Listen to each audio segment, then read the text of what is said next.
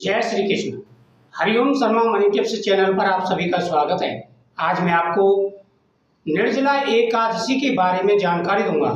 निर्जला एकादशी का व्रत कब का रहने वाला है, किस प्रकार से संकल्प करना है, व्रत में क्या खाएं, क्या दान करें और कथा किस प्रकार से श्रवण करें, पूरी जानकारी आपको इस वीडियो के माध्यम से प्राप्त होगी।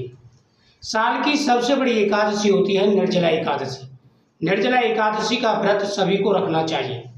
वैसे तो सभी एकादशियों का व्रत रखना चाहिए। शास्त्रों के हिसाब से कहा गया है कि जो व्रती एकादशी का व्रत करते हैं, जो भी स्त्री पुरुष एकादशी का व्रत करते हैं, भगवान विष्णु उन पर हमेशा प्रसन्न रहते हैं। तो सभी को एकादशी का व्रत अवश्य करना चाहिए।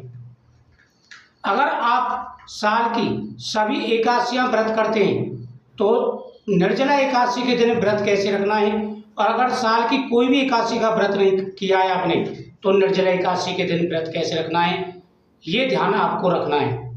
सुबह स्नान करने के बाद में सबसे पहले लड्डू गोपाल जी को स्नान कराएंगे।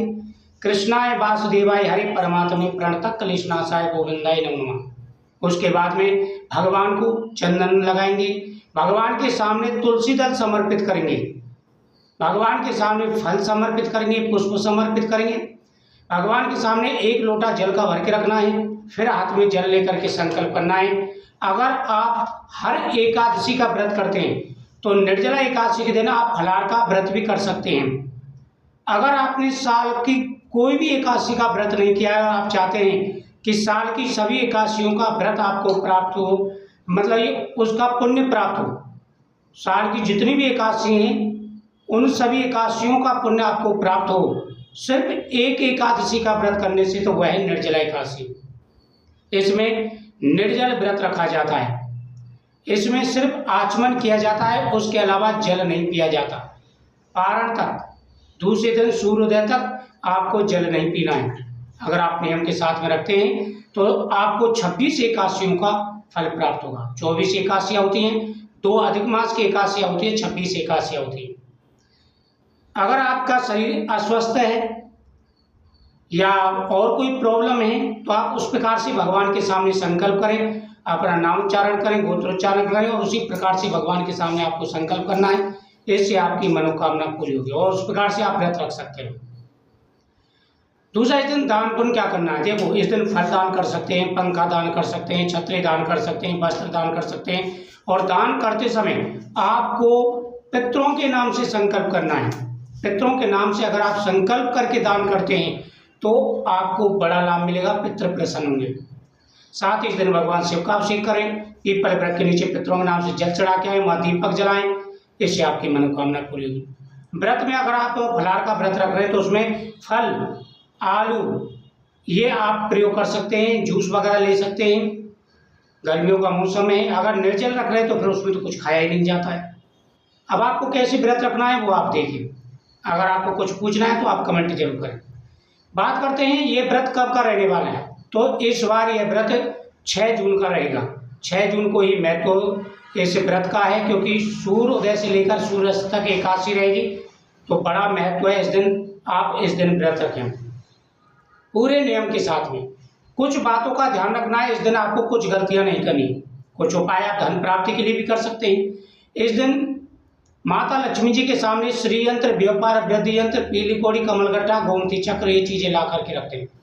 श्री महालक्ष्मी नमः मंत्र का जाप करें और फिर उस सामान को आप घर में तिजोरी के अंदर रख दें और श्री यंत्र, व्यापार वृद्धि यंत्र मंदिर में रखा रहने दें और बाकी चीजें आप तिजोरी में रख दें। इससे भरपूर धन आता है, मनोकामना पूरी होती है। तो इस दिन जो भी उपाय करेंगे बड़ा महत्व है इसका। झूठ नहीं बोलना है, घर में ताम से भोजन नहीं बनना चाहिए। आप व्रत रखाए या ना रखाए, घर में ताम से भोजन नहीं बनना चाहिए। घर पर आए हुए किसी का अपमान नहीं करना है। कोई भी अतिथि आपके घर पर आ जाता है, साथ ही दूसरे घर का अन्न नहीं खाना है। लहसुन प्याज का प्रयोग नहीं करना है, बाल नाखून आदि नहीं काटने। पूरे नियम के साथ में आप व्रत रखें। गौ माता को एक वस्त्र उड़ा करके आए, उनको फल खिला करके आए। साथ ही इस दिन बुजुर्गों के लिए दान पुण्य करें, इससे आपकी हर मनोकामना पूरी होगी। मुझे उम्मीद है आपको ये जानकारी अच्छी लगी। वीडियो को शेयर करें, चैनल को सब्सक्राइब करें। और कथा इस दिन भीमसेन वाली सुनी जाती है। भीमसेन ने व्यास जी से जाकर के कहा था कि हे व्यास जी, जब भी एकादशी आती है हमारे घर में कोई ना कोई कलेश हो जाता है, क्योंकि सभी एकादशी का व्रत रखते हैं और मुझसे भी कहते हैं कि तू भी व्रत रखा कर। और मैं उनसे कहता हूँ भाई मैं व्रत नहीं रख सकता, मैं महीने में 2 बार व्रत नहीं रख सकता, मैं 1 बार भी व्रत नहीं रख सकता।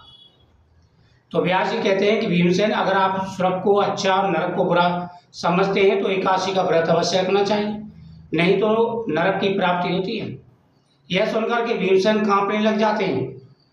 तो वेदव्यास जी कहते हैं कि तुम्हें ऐसा करना चाहिए कि साल की एक एकादशी आती है, ज्येष्ठ मास के शुक्ल पक्ष की एकादशी, निर्जला एकादशी। अगर तुम उसका व्रत रखते हैं तो तुम्हें अवश्य ही साल की सभी एकादशियों का फल प्राप्त हो जाएगा। तो भीमसेन ने इस दिन व्रत रखा था, इसे भीमसेनी एकादशी भी कहते हैं। अगले वीडियो में आपको विस्तार से कथा सुनाऊंगा, 2 कथाएं सुनाऊंगा निर्जला एकादशी से संबंधित। तो आप इस वीडियो को ज़्यादा से ज़्यादा शेयर करें और 6 तारीख को निर्जला एकादशी का व्रत करें। जय श्री कृष्ण।